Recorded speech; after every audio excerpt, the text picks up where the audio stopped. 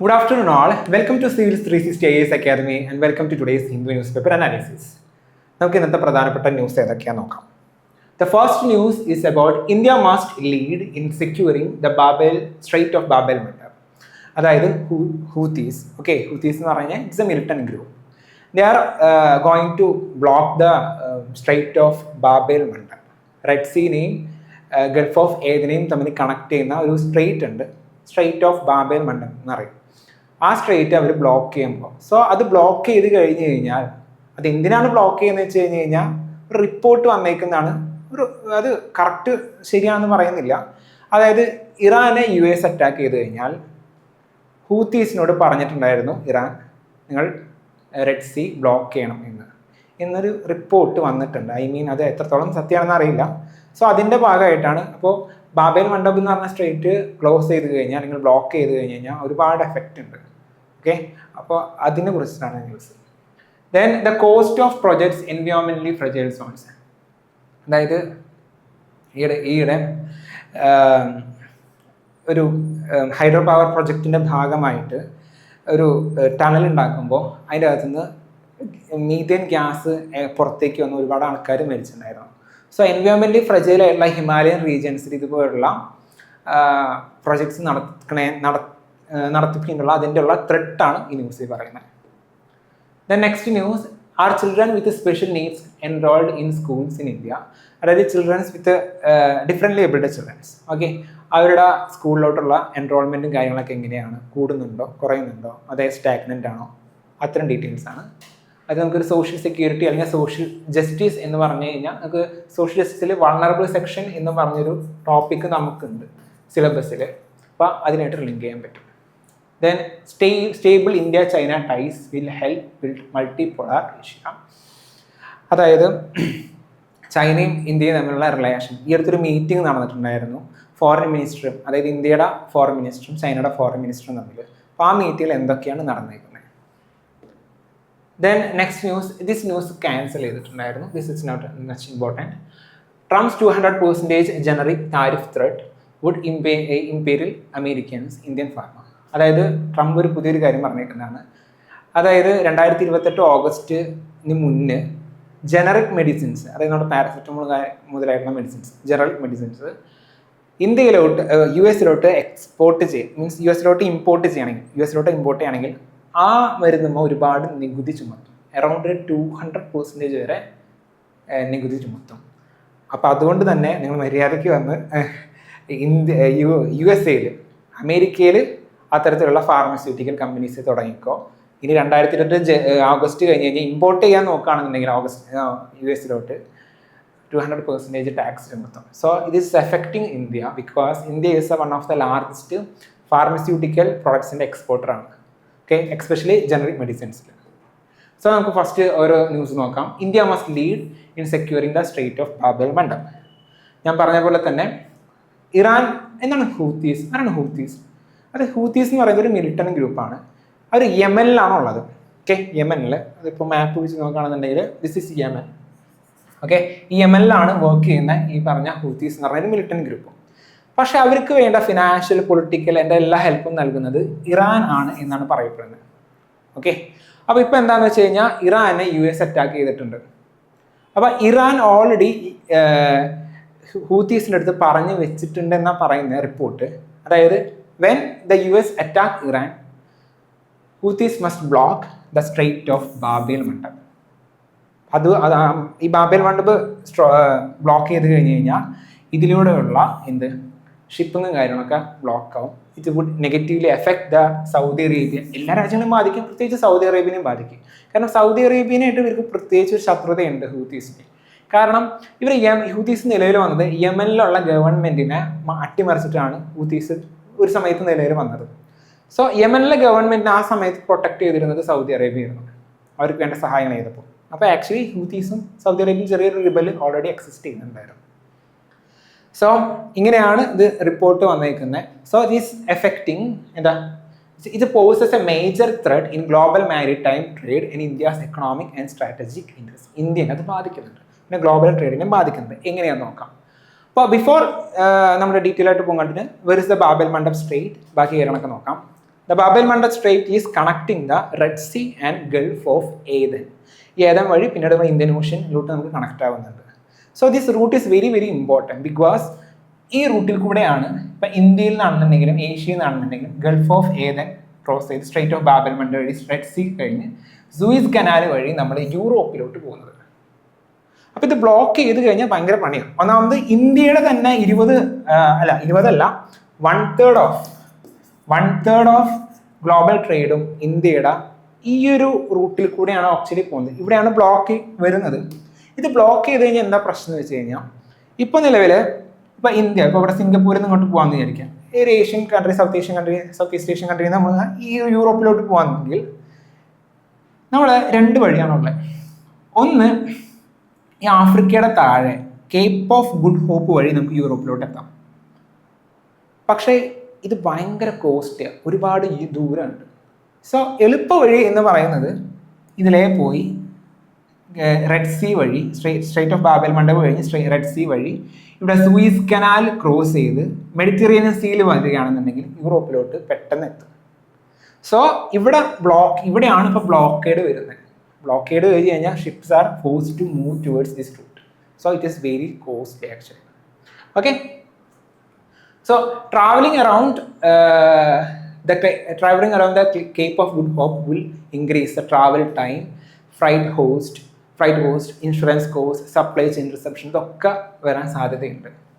പിന്നെ ഹൂത്തീസിൻ്റെ ഒരു ചെറിയൊരു ബാക്ക്ഗ്രൗണ്ട് പറയുകയാണെന്നുണ്ടെങ്കിൽ ഇസ്രായേൽ ഹമാസിനെ അറ്റാക്ക് ചെയ്തപ്പോൾ, ഇസ്രായേൽ ഹമാസ് ആരാ, പാലസ്തീനിൽ ഗാസ സ്ട്രിപ്പിൽ അറ്റാക്ക് ചെയ്തിട്ടുണ്ടായിരുന്നു ഇസ്രായേൽ 2023.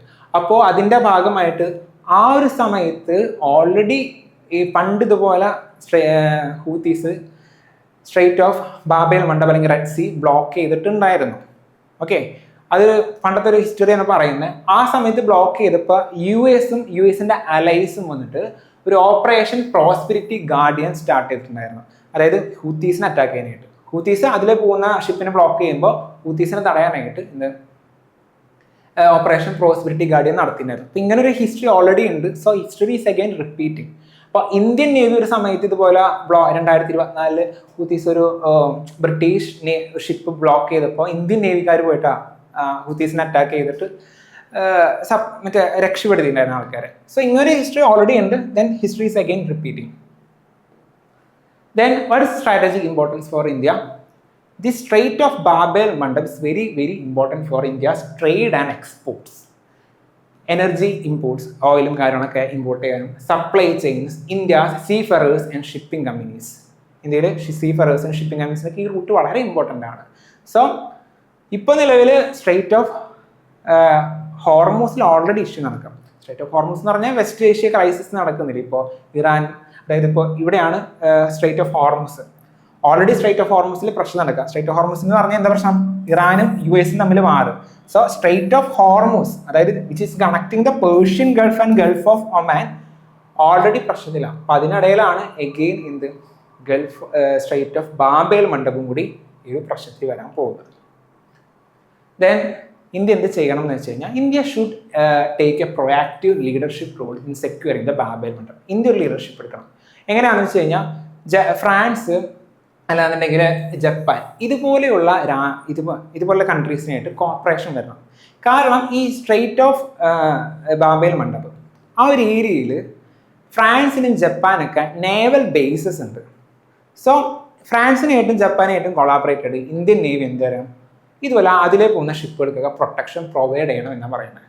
ഓക്കെ, അതുപോലെ അതിനായിട്ട് ഒരു ട്രേഡ് പ്രൊട്ടക്ഷൻ ടാസ്ക് ഫോഴ്സ് ഉണ്ടാക്കുക. അതൊരു ഫോറിൻ മിലിറ്ററി ഗ്രൂപ്പ് ഒന്നല്ല, ജസ്റ്റ് ട്രേഡ് സപ്പോർട്ട് ചെയ്യാൻ വേണ്ടി മാത്രമായിട്ട്. പിന്നെ സൗദി അറേബ്യ, ഈജിപ്ത് അവിടെയുള്ള രാജ്യങ്ങളാണ്, അവരായിട്ടും കോർപ്പറേഷനിൽ ഇന്ത്യ വരണം. So it would ensure the freedom of navigation. And also we can use the information fusion centre Indian Ocean Region, IFC IOR എന്ന് പറയും. It's like a control room. ഒരു control room പോലത്തെ ഒരു സംഭവമാണ് ഈ Indian information fusion centre Indian Ocean Region എന്ന് പറയുന്നത്. അതായത് ലൈക്ക് ഇന്ത്യൻ ഓഷ്യൻ കൂടെ ഏതൊക്കെ ഷിപ്സിൻ്റെ ഡീറ്റെയിൽസും കാര്യങ്ങളൊക്കെ അവർക്ക് മൂവ് ചെയ്യുന്ന ഷിപ്സിനൊക്കെ ഡീറ്റെയിൽസ് പ്രൊവൈഡ് ചെയ്യുക, ലൈക്ക് എ കൺട്രോൾ റൂം. എന്തെങ്കിലും പ്രശ്നമെങ്കിൽ അറിയിക്കുക. So information fusion centre and Indian ocean റീജിയനിൽ ഇതിൻ്റെ ഉപയോഗം കുറച്ചും കൂടി ഇമ്പ്രൂവ് ചെയ്യും. അപ്പോൾ നമുക്ക് എന്തെങ്കിലും ഹൂത്തീസിനൊക്കെ പരമാവധി കൺട്രോൾ ചെയ്യാൻ പറ്റും. ദെൻ ജപ്പാനും നമുക്ക് ഇൻഫർമേഷൻ കൊടുക്കാം ഇത് വെച്ചിട്ട്. ജപ്പാനും ഫ്രാൻസിനൊക്കെ ഇൻഫ്രാസ്ട്രക്ചർ അല്ലെങ്കിൽ ലോജിസ്റ്റിക്കൽ സപ്പോർട്ട്സും പ്രൊവൈഡ് ചെയ്യാൻ പറ്റും ഇത് സെക്യൂർ ചെയ്യാനായിട്ട്. ഓക്കെ, അപ്പം അങ്ങനെ നമ്മൾ ഒരു മേഖലയിൽ നമ്മൾ സെക്യൂരിറ്റി ഉറപ്പുവരുത്തണം പറയുന്നത് ബാബൽ മണ്ടലിൽ. Okay, then the next news. ഈ news recently a methane gas explosion occurred in the under construction Teesta Stage 6 hydroelectric project in the Namche district of Sikkim. ഈ നംചി ഡിസ്ട്രിക്റ്റ് എന്ന് ഓർത്ത് വെച്ചോ, ഒരു പ്ലേസ് ന്യൂസിൽ പഠിക്കുന്ന. ഓക്കെ, സിക്കിമിലെ നംചി ഡിസ്ട്രിക്റ്റിൽ ഒരു ഹൈഡ്രോ ഇലക്ട്രിക് പവർ പ്രൊജക്റ്റ് ഉണ്ടായിരുന്നു. അതിൻ്റെ ഭാഗമായിട്ട് ഒരു ടണൽ ഉണ്ടാക്കിയപ്പോൾ ആ ടണലിൽ മീഥേൻ ഗ്യാസ് പാറകളുടെ ഇടയിൽ ഉണ്ടായിരുന്നു. അത് എക്സ്പ്ലോഡ് ചെയ്തു. സോ ആ ഒരു ഗ്യാസ് എക്സ്പ്ലോഡ് ചെയ്തിട്ട് ഭയങ്കര ടോക്സിറ്റി ക്രിയേറ്റ് ചെയ്ത് 20ഓളം ആൾക്കാർ മരിച്ചു അത് ശ്വസിച്ചിട്ട്. 25 ആൾക്കാരും ആക്ച്വലി ആ ട്രാപ്പ് പെട്ടിരിക്കുക, പൊട്ടിപ്പൊളിഞ്ഞിട്ട്. മീൻസ് ആ ഗ്യാസ് എക്സ്പ്ലോഡ് ചെയ്തപ്പോൾ കുറേയൊക്കെ പൊട്ടിപ്പോയി. അപ്പോൾ അതിൽ ട്രാപ്പ് ചെയ്തെടുക്കുക, അവരെ രക്ഷപ്പെടുത്താനുള്ള പ്രവർത്തനം തുടർന്നുകൊണ്ടിരിക്കുക. സോ ഇതുപോലെ ഹിമാലയൻ റീജിയനിൽ ഇതുപോലെയുള്ള ഇൻഫ്രാസ്ട്രക്ചേഴ്സ് കൊണ്ടുവരുമ്പോൾ അല്ലാന്നുണ്ടെങ്കിൽ ഇതുപോലെ ടണൽ കാര്യങ്ങളൊക്കെ ബിൽഡ് ചെയ്യുമ്പോൾ we need to take some caution അല്ലേ. അതിനെ കുറിച്ചാണ് ന്യൂസ്. കുറച്ച് ഡീറ്റെയിൽ ആ പ്രൊജക്റ്റിനെ കുറിച്ച് പറഞ്ഞിട്ട് Teesta stage 6 hydroelectric project it is constructed by അല്ലെങ്കിൽ ഇംപ്ലിമെന്റിംഗ് ഏജൻസി എന്ന് പറയുന്നത് NHPC ആണ്, National Hydro Electric Power Corporation Limited. It is a public sector undertaking ആണ് under the government of India. Then ഈ ഒരു പ്രോജക്റ്റ് ലൊക്കേറ്റ് ചെയ്യുന്നത് സിക്കിം ഹിമാലയസിലാണ്, ഹിമാലയത്തിന്റെ സിക്കിം ഭാഗത്ത്. ദെൻ മീഥേൻ അക്യുമുലേഷൻ ഇത് അണ്ടർഗ്രൗണ്ട് ടണലാണ് ഏറ്റവും പ്രശ്നകാരനായിരുന്നു. അതായത് നമുക്ക് ഈ പാറകളുടെ ഇടയിൽ മീഥേൻ ഗ്യാസ് ഉണ്ടായിരുന്നു, അതായിരുന്നു ഈ പ്രശ്നത്തിന് കാരണം.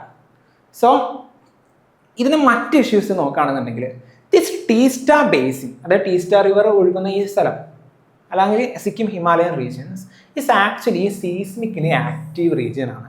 നമുക്കറിയാം Indian plate is colliding with the Eurasian plate and അവിടെ കൺവേർജൻ പ്ലേറ്റ് ബൗണ്ടറി ആണ്. അപ്പോൾ അതുകൊണ്ട് തന്നെ ദേ ആർ സീസ്മിക്കലി ആക്റ്റീവ് ആയിട്ടുള്ള സോണാണ്. എർത്ത് ഒരുപാട് നിലവിൽ വരാൻ സാധ്യതയുള്ള സ്ഥലമാണ്. പിന്നെ അതുപോലെ തന്നെ അവിടെ ഉണ്ടായിരിക്കുന്ന fold mountains are young and heavily fractured rocks ആണ് എക്സിസ്റ്റ് ചെയ്യുന്നത്. അതായത് ആ ഹിമാലയ എന്ന് പറയുന്നത് ഓൾറെഡി യങ്ങും ആണ്, ഒരുപാട് ഫ്രാക്ചേഴ്സ് ഫോൾട്ടുകളൊക്കെ ഉണ്ട്.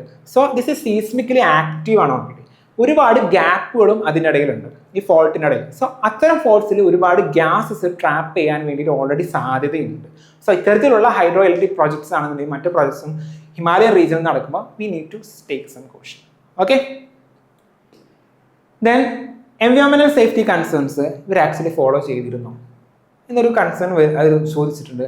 ലൈക്ക് ഈ ഗ്യാസിൻ്റെ റിസ്ക് അവർ ആക്ച്വലി അസസ് ചെയ്തിട്ടുണ്ടായിരുന്നു പ്രോജക്റ്റിന് മുന്നേ. അതുപോലെ തന്നെ proper ventilations, emergency safety systems ഒക്കെ ഇവർ കൊണ്ടുവന്നിരുന്നു. ദെൻ എൻവയോൺമെന്റൽ ക്ലിയറൻസ് ഇവർക്ക് കിട്ടിയിട്ടുണ്ടായിരുന്നു, അത് പറഞ്ഞ പോലെയാണ് ഇവർ ചെയ്തേക്കുന്നത്. ഇത്തരം കാര്യങ്ങളായിരുന്നു ഇവർ നോക്കിയിരുന്നത്. ഐ മീൻസ് കുറച്ച് കൺസേൺസ് ഉയർത്തിയേക്കുന്നത്. ദെൻ 2023 ഈ ടീസ്റ്റ ബേസിൽ മറ്റൊരു ആക്സിഡൻറ്റ് അല്ലെങ്കിൽ മറ്റൊരു ഡിസാസ്റ്റർ അല്ലെങ്കിൽ ഹസാർഡ് ഓൾറെഡി നടന്നിട്ടുണ്ടായിരുന്നു. അപ്പോൾ ടീസ്റ്റ അല്ലെങ്കിൽ ആ ഹിമാലയൻ റീജിയൻ അല്ലെന്നുണ്ടെങ്കിൽ സീസ്മിക്കലി ആക്റ്റീവ് ആയിട്ടുള്ള അല്ലെങ്കിൽ ഫ്രജൈൽ എൻവയോൺമെന്റ് സിസ്റ്റം ഉള്ള ആ ഒരു ഹിമാലയത്തിൽ ഓൾറെഡി ഒരു ഇതുപോലെ സിക്കിം ഹിമാലയത്തിൽ ഒരു ഇഷ്യൂ നടന്നിട്ടുണ്ടായിരുന്നു. ഗ്ലേഷ്യർ ലേക്ക് ഔട്ട് ബേസ്റ്റ് ഫ്ലഡ്. ഗ്ലേഷ്യർ ലേക്ക് ഔട്ട് ബേസ്റ്റ് ചെയ്തിട്ട് ഒരു ഫ്ലഡ് നടന്നിട്ടുണ്ടായിരുന്നു 2023. അത് എവിടെ നടന്നു വെച്ചാൽ സൗത്ത് ലൊണാക്കിലായിരുന്നു, സിക്കിമിൽ. അതിൻ്റെ ഭാഗമായിട്ട് ചാങ്തങ് എന്നായിരുന്നു പേരും തോന്നുന്നു, ഒരു എന്താ ഡാം തന്നെ ഒളിച്ചു പോയിട്ടുണ്ടായിരുന്നു. അപ്പോൾ ഓൾറെഡി ആ സ്ഥലം സീസ്മിക്കലി ആക്റ്റീവ് ആണ് അല്ലെങ്കിൽ എൻവയോൺമെന്റലി ഫ്രജൈൽ ആണ്. സോ ഇതുപോലുള്ള പ്രോജക്ട്സ് ഹിമാലയം പോലുള്ള സ്ഥലത്ത് നടത്തുമ്പോൾ we need to take some എന്താ പറയുക caution. Okay, then next news. The UDISC Plus, United District Information System for Education Plus 2025-26. Data shows that the enrollment of children with special needs in the schools has remained largely stagnant over the past 8 years. കഴിഞ്ഞ 8 വർഷമായിട്ട് ഒരു data വന്നിരുന്നത് കഴിഞ്ഞ 8 വർഷമായിട്ട് children's with special needs, അതായത് differently abled ആയിട്ടുള്ള children's, okay, അവരുടെ school education അല്ലെങ്കിൽ സ്കൂളിലോട്ടുള്ള എൻറോൾമെൻറ്റ് സ്റ്റാഗ്നൻ്റ് ആണ്, ഇമ്പ്രൂവ്മെൻ്റ് ഇല്ല. അവരധികം സ്കൂളിലോട്ട് അധികം വരുന്നില്ല എന്ന് പറയുന്നത്. ദെൻ നമുക്ക് നോക്കുകയാണെന്നുണ്ടെങ്കിൽ ചിൽഡ്രൻസ് വിത്ത് സ്പെഷ്യൽ നീഡ്സ്, അതായത് ഡിഫറെൻ്റ്ലി ഏബിൾഡ് ആയിട്ടുള്ള ചിൽഡ്രൻസിൻ്റെ ഒരു 1 കോടിയോളം ഇന്ത്യയിൽ ആക്ച്വലി ഉണ്ട്. അതിൽ സ്കൂളിലോട്ട് വരുന്നത് 21 ലക്ഷം ആൾക്കാരാണ്, അല്ലെങ്കിൽ 22 ലക്ഷത്തിൻ്റെ അടുത്ത്. അതായത് 22% എന്ത് സ്കൂളിലോട്ട് വരുന്ന എൻറോൾമെൻറ്റ് റേറ്റ് എന്ന് പറയുന്നത്. ഇനി എൻറോൾമെന്റ് സ്കൂളിലോട്ട് വരുന്നുണ്ട്. പ്രൈമറി സ്കൂളിലോട്ട് ഇത്രത്തോളം 21 ലക്ഷത്തോളം ആൾക്കാർ വരുന്നുണ്ടെങ്കിലും പിന്നീട് അത് മറ്റേ ട്രാൻസിഷൻ പ്രോപ്പറായിട്ട് നടക്കുന്നില്ല. അതായത് പ്രൈമറി സ്കൂളിൽ വരുന്നു, എന്നാൽ ഹൈസ്കൂളിലോട്ടോ ഹയർ സെക്കൻഡറിയിലോട്ടോ ഒന്നും, അല്ലെങ്കിൽ ഹയർ എഡ്യൂക്കേഷനിലോട്ടോ ഇവരുടെ ട്രാൻസിഷൻ പ്രോപ്പറായിട്ട് നടക്കുന്നില്ല. പ്രൈമറി എഡ്യൂക്കേഷൻ മാത്രമേ ഇവരും ഡിഫറെൻ്റ്ലി ഏബിൾഡ് ആയിട്ടുള്ള ചിൽഡ്രന് കിട്ടുന്നുള്ളൂ. സോ പ്രൈമറി ലെവലിൽ ഹയർ എഡ്യൂക്കേഷനിലോട്ട് പോകുന്നതോറും എന്താ പറയുക, ഡിക്ലൈൻ ചെയ്തു പോയിക്കാണ് ഇവരുടെ ഇത്. പിന്നെ അതുപോലെ തന്നെ you are facing retention and transition of children with disabilities. അതായത് ഇപ്പോൾ സ്കൂളിൽ വരുന്നുണ്ടെങ്കിൽ തന്നെയും അവർ സ്കൂളിൽ നിന്ന് കൊഴിഞ്ഞു പോകുന്നുണ്ട്, റിട്ടൻഷൻ നടത്തുന്നില്ല, ഇവർ പിന്നീട് സ്കൂളിൽ നിന്ന് മാറുന്നുണ്ട്. ദെൻ ഗേൾസിനെ സംബന്ധിച്ച് നോക്കുകയാണെന്നുണ്ടെങ്കിൽ girls with special needs R fewer in number than the boys. അതായത് ഡിഫറെൻ്റ് ഏബിൾഡ് ആയിട്ടുള്ള ചിൽഡ്രനെ നോക്കുമ്പോൾ ബോയ്സ് ആണ് കമ്പാരിറ്റീവ്ലി കൂടുതൽ ഗേൾസിനെയും കാട്ടും. സോ ഒരു ജെൻഡർ ഗ്യാപ്പ് അവിടെ എക്സിസ്റ്റ് ചെയ്യുന്നത് എന്നാണ് പറഞ്ഞത്. ഓക്കെ, ദെൻ കുറച്ച് ഡാറ്റ കൊടുക്കുകയാണെന്നുണ്ടെങ്കിൽ, ഡാറ്റ അല്ല, കുറച്ച് ഇഷ്യൂ ആണ് പറയുന്നത്. Actually we don't have a proper data about the childrens with special needs. അതായത് no recent census data on disability. ഇതുപോലെ ഡിസബിൾഡ് ആയിട്ടുള്ള ചിൽഡ്രൻ അല്ലെങ്കിൽ ഡിഫറെൻ്റ് ഏബിൾഡ് ആയിട്ടുള്ള ചിൽഡ്രനെ കുറിച്ച് ഒരു ഡാറ്റ പ്രോപ്പറായിട്ടില്ല. ഇപ്പം നിലവിൽ ഉപയോഗിക്കുന്ന data National Family Health Survey 5 ആണ്, 2019-21 ഡാറ്റയാണ്. പിന്നെ ഡാറ്റ കളക്ട് ചെയ്യുമ്പോൾ മറ്റൊരു പ്രശ്നമുണ്ട്. We have right of persons with disabilities act. Very important ആക്ടാണ് നമ്മുടെ സോഷ്യൽ ജസ്റ്റിസിൽ. ഇത് എന്തായാലും പഠിക്കേണ്ട ഒരു ആക്ടാണ്. ആ ഒരു ആക്ടിൽ 21 kind of categories of disabilities പറഞ്ഞിട്ടുണ്ട്. അങ്ങനെയാണ് 21 ആൾക്കാരെ എന്താ പറയുക കാറ്റഗറി ആയിട്ട് തിരിച്ചിരുന്നത്, 21 കാറ്റഗറി ആയിട്ട് ഡിസബിൾഡ് ആയിട്ടുള്ള ആൾക്കാരെ തിരിച്ചിരുന്നത്. പക്ഷേ അത് കളക്ട് ചെയ്യുന്ന സെൻസസ് 2011 അതിൽ വെറും എന്താ പറയുക അധികം ഡാറ്റാസ് ഉണ്ടായില്ല. ഫ്യൂവർ കാറ്റഗറീസ്, അതായത് 21 കാറ്റഗറി ഉണ്ടായില്ല, അതും കണ്ട് കുറവായിരുന്നു. സോ ഒരു മിസ്മാച്ച് നിൽക്കുന്നുണ്ട്. അവിടെ 21 കാറ്റഗറി ഓഫ് ഡിസബിലിറ്റീസ് ഉണ്ട്, 21 കണ്ട് താഴെയുള്ള. സോ മിസ്മാച്ച് ഉണ്ട്. അതായത് പ്രോപ്പറായിട്ട് വരെ അസസ് ചെയ്യേണ്ട ഒരു ഡാറ്റ നമ്മുടെ കയ്യിലില്ല. മാത്രമല്ല under identification and under reporting of disability report ചെയ്യുന്നില്ല. പല റൂറൽ ഏരിയയിലാണെങ്കിലും ഡിസബിൾഡ് ചിൽഡ്രൻ ഇപ്പോൾ ഒരു ഡിസബിൾഡ് ആണെന്നുള്ള രീതിയിൽ റിപ്പോർട്ടിങ് പ്രോപ്പറായിട്ട് പോകുന്നില്ല. എഡ്യൂക്കേഷൻ ഇൻഫ്രാസ്ട്രക്ചറിൽ പ്രശ്നമുണ്ട്. ഇവരെ പഠിപ്പിക്കാനുണ്ട് ട്രെയിൻഡ് സ്പെഷ്യൽ എഡ്യൂക്കേറ്റേഴ്സ് വളരെ കുറവാണ്. പിന്നെ ലാക്ക് ഓഫ് അസിസ്റ്റീവ് ടെക്നോളജി. ഇപ്പോൾ കണ്ണ് കാണാത്ത ആൾക്കാരാണെങ്കിൽ കേട്ട് പഠിക്കാനുള്ള ടെക്നോളജി. ഓക്കെ, ഇപ്പോൾ അല്ലെങ്കിൽ ചെവി കേൾക്കാത്ത ആൾക്കാർക്കാണെന്നുണ്ടെങ്കിൽ മറ്റു പല ടെക്നോളജീസും. അപ്പോൾ അതൊക്കെ വളരെ കുറവാണ്. Okay, then high drop out rate, സ്കൂളിൽ നിന്ന് നന്നായിട്ട് കൊഴിഞ്ഞു പോകുന്നുണ്ട് after the primary education. Then the next news, stable India-China ties will help build multipolar Asia. അതായത് റീസെൻ്റ്ലി ഒരു മീറ്റിംഗ് നടന്നിട്ടുണ്ടായിരുന്നു ഇന്ത്യൻ ഫോറിൻ മിനിസ്റ്ററും അതുപോലെ ചൈനീസ് ഫോറിൻ മിനിസ്റ്ററും തമ്മിൽ. അപ്പോൾ ഇന്ത്യ ചൈന റിലേഷൻഷിപ്പ് സ്ട്രോങ് ആക്കുന്നതിൻ്റെ ആവശ്യകതയെക്കുറിച്ച് ഇതിൻ്റെ അകത്ത് ചർച്ച ചെയ്തിട്ടുണ്ട്. ഓക്കെ, ദെൻ ബാക്കി ഡീറ്റെയിൽസ് നോക്കാം. എന്താണെന്ന് വെച്ച് കഴിഞ്ഞാൽ peaceful and tranquility in the border areas are essential for the normalisation of bilateral tensions. അത് ഇന്ത്യയും ചൈനയും തമ്മിൽ actually peaceful and tranquility in border areas it's very important. ഇന്ത്യയും ചൈനയും തമ്മിൽ ഗാൽവൻ വാലി ഇഷ്യൂ നടന്നിട്ടാണ് 2020 ഗാൽവൻ വാലി ഇഷ്യൂ. ആ ഇഷ്യൂ ആക്ച്വലി ഒരു ബോർഡർ ഇഷ്യൂ ആയിരുന്നു. അപ്പോൾ അതിനുശേഷം ഇന്ത്യയും ചൈനയും തമ്മിലുള്ള റിലേഷൻ വളരെ മോശമായിരുന്നു. സോ ബോർഡർ ഏരിയ പ്രോപ്പർ ആക്കുക, ബോർഡർ ഏരിയയിലുള്ള കോപ്പറേഷൻ കാരണമാക്കുക, അല്ലാന്നുണ്ടെങ്കിൽ ഇതുപോലുള്ള ഇഷ്യൂസ് ഒന്നും വരുത്താതെ നോക്കുക എന്ന് പറയുന്നത്, അല്ലെങ്കിൽ പീസ് ഉറപ്പ് വരുത്തുക എന്ന് പറയുന്നത് 2 രാജ്യങ്ങൾ തമ്മിലുള്ള bilateral relations is very very important. And India also stressed for the predictability in supply chain, fair market access, mutual respect in sensitivity and resolution in difference of dialogue. ഇതിന് പ്രശ്നമൊക്കെ ഇപ്പോൾ ഗാൽവൻ വാലി തന്നെ ഇഷ്യൂ നടന്നപ്പോൾ നമ്മൾ discuss ചെയ്ത solution അല്ലെങ്കിൽ ഡയലോഗിൽ കൂടെ നമ്മൾ സൊല്യൂഷൻ കണ്ടെത്താൻ ശ്രമിക്കുന്നുണ്ടെങ്കിലും അത് നടക്കുന്നുണ്ടായില്ല. ഓക്കെ, ഒരുപാട് മിലിറ്ററി ലെവലിലുള്ള ടോപ്പ് നടന്നിട്ടാണ് അവസാനം എത്തിയത്. But there are some developments, positive developments നോക്കുകയാണെന്നുണ്ടെങ്കിൽ ഇന്ത്യയും ചൈനയും ഡയറക്റ്റ് ആയിട്ടുള്ള ഫ്ലൈറ്റ് സ്റ്റാർട്ട് ചെയ്തിട്ടുണ്ടായിരുന്നു. കൈലാസ് മാനസരോവർ യാത്ര, ഈ Kailash mountains is located in the Tibet, അല്ലാന്നുണ്ടെങ്കിൽ ചൈനയിലാണ് ലൊക്കേറ്റ് ചെയ്തിരിക്കുന്നത്. സോ നമ്മൾ ഒരു പിൽഗ്രിമേജ് സൈറ്റ് അല്ലെങ്കിൽ പിൽഗ്രിമേജ് വിസിറ്റ് ആണ് ആക്ച്വലി മാനസരോവർ അല്ലെങ്കിൽ കൈലാഷ് മാനസരോവർ യാത്ര എന്ന് പറയും. ഇന്ത്യയിൽ നിന്ന് ഒരുപാട് ആൾക്കാർ പോകുന്നുണ്ട്. സോ ആ ഒരു മേഖലയിൽ ഇന്ത്യയും ചൈനയും തമ്മിൽ നിലവിൽ കോപ്പറേഷൻ ഉണ്ട്. പിന്നെ ബോർഡർ ട്രേഡ് അത്യാവശ്യം നല്ല രീതിയിൽ നടക്കുന്നുണ്ട്. പിന്നെ മോദിയും സി ജിൻപിങ്ങും അതായത് അവിടുത്തെ പ്രസിഡന്റും തമ്മിൽ ഓൾറെഡി ഒരു മീറ്റിംഗ് കസാനിൽ വെച്ച് 2024 നടന്നിട്ടുണ്ടായിരുന്നു. This is Russia. ഓക്കെ, ഇത് റഷ്യയിലാണ്. സോ ഓൾറെഡി ഇപ്പം നല്ല രീതിയിൽ പോസിറ്റീവ് ഡെവലപ്മെൻറ്റ് ഹാപ്പൻ ചെയ്യുന്നുണ്ട്. എങ്കിലും we need to ensure the peace and tranquility in the border areas. Then this news also talks about the India-Russia relation. Jaishankar already കുറച്ച് concerns പറഞ്ഞിട്ടുണ്ട്. ഈയിടെ യുക്രൈൻ്റെ അവിടെ വെച്ചിട്ട് റഷ്യയുടെ മിസൈൽ സ്ട്രൈക്കിൽ ഇന്ത്യൻ സീഫറേഴ്സ് കുറച്ച് മരിച്ചിട്ടുണ്ടായിരുന്നു, 4 പേര് മരിച്ചിട്ടുണ്ടായിരുന്നു. സോ അതൊരു കൺസേൺ ആയിട്ട് ഉയർത്തിയിട്ടുണ്ടായിരുന്നു ഇന്ത്യ. റഷ്യ ഈ പറഞ്ഞ പോലെ ഇന്ത്യൻ സീഫേഴ്സിനെ പ്രൊട്ടക്ട് ചെയ്യണം എന്ന് പറഞ്ഞിട്ടുണ്ട്. സോ മാത്രമല്ല, ഇന്ത്യയും റഷ്യയും തമ്മിൽ trade and investment, energy, connectivity, science and technology, mobility, ഈ മേഖലയിലും നമുക്ക് കോപ്പറേഷൻ വേണം എന്ന് ഡിസ്കഷൻ നടന്നിട്ടുണ്ട്. Then the India and Quad. Quad എന്ന് പറഞ്ഞാൽ എന്താ? Quadrilateral security dialogue. It's an organisation four states, four countries, US, Japan and Indo-Australia working for the peaceful അല്ലെങ്കിൽ ensuring the free and fair Indo-Pacific region.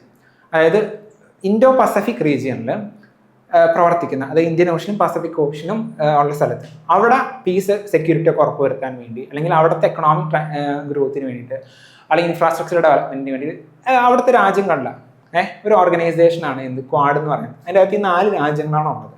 So Quad is playing an important role in the Indo-Pacific region എന്നും പറഞ്ഞു. അതുപോലെ തന്നെ ASEAN, അതായത് south east Asian രാജ്യങ്ങളുടെ ഒരു കൂട്ടായ്മയാണ് ASEAN. Okay, ആ ASEAN is very important in that area എന്ന് പറഞ്ഞു വെച്ചു. അത്രേ ഉള്ളൂ. Okay, this organisation is very important in that area. Then the last news, Trump 200% general tariff would imperil Americans Indian pharma. അതായത്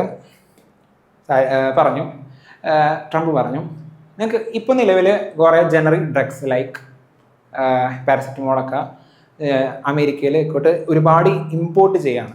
ഓക്കെ, ഫാർമസ്യൂട്ടിക്കൽ കമ്പനീസിൻ്റെ അടുത്ത് പറഞ്ഞു, നിങ്ങൾ ഓഗസ്റ്റ് 2028 മുന്നേ നിങ്ങൾ ഇവിടെ അത് ബിൽഡ് ചെയ്യാൻ തുടങ്ങിക്കോ, മാനുഫാക്ചറിങ് കൂടെ സ്റ്റാർട്ട് ചെയ്തോ. അല്ലാത്ത പക്ഷം നിങ്ങളത് പിന്നീട് ഇത് US ഇമ്പോർട്ട് ചെയ്യാന്നുണ്ടെങ്കിൽ 200% താരിഫ് ചുമത്താം. ഒരു ഭീഷണിപ്പെടുത്തുന്ന പോലെ തന്നെയാണ് ആക്ച്വലി ഒരു പരിധി വരെ. So it is affecting the India. Okay, കാരണം India is among the most exposed countries in the proposed measures. Why? അതായത് Indian companies supply 47% of generic prescription dispensed in the US കൊടുക്കുന്ന ജനറിക് മെഡിസിൻസും കാര്യങ്ങളും 47%, around ഒരു 50% ഇന്ത്യയാണ് അവർക്ക് supply ചെയ്യുന്നത്. അപ്പോഴാണ് അവർ ഇത്തരത്തിലുള്ള നടപടി സ്വീകരിക്കാൻ പോകുന്നത്. അറൗണ്ട് ഒരു 28.8 ബില്യൺ US$ ഇന്ത്യയുടെ ഫാർമസ്യൂട്ടിക്കൽ സെക്ടേഴ്സ് എക്സ്പോർട്ട് ചെയ്യുന്നത്. ഓക്കെ, അതിൽ തന്നെ 9.7 മില്യൺ US പോകുന്നത്. അതായത് 1/3 അല്ലെങ്കിൽ 4/10 അല്ലെങ്കിൽ 2/5 പെർസെൻറ്റേജും US നമുക്ക് എക്സ്പോർട്ട് ചെയ്യുന്നത്. സോ ഇത് ഇന്ത്യക്ക് ഒരു പ്രശ്നമായിട്ട് മാറും. എന്നാൽ ഇന്ത്യക്ക് മാത്രമാണോ പ്രശ്നമായി മാറുന്നത്? ഇൻ കേസ് ഇവിടുന്ന് ഫാർമസ്യൂട്ടിക്കൽ കമ്പനീസ് അവിടെ പോയി US പോയി എസ്റ്റാബ്ലിഷ് ചെയ്തില്ല എന്നുണ്ടെങ്കിൽ എന്തുണ്ടാവും? അവിടെ 200% ഇത്തരത്തിലുള്ള ജനറിക് മെഡിസിൻസിന് ടാക്സ് ചുമത്തുന്നത്.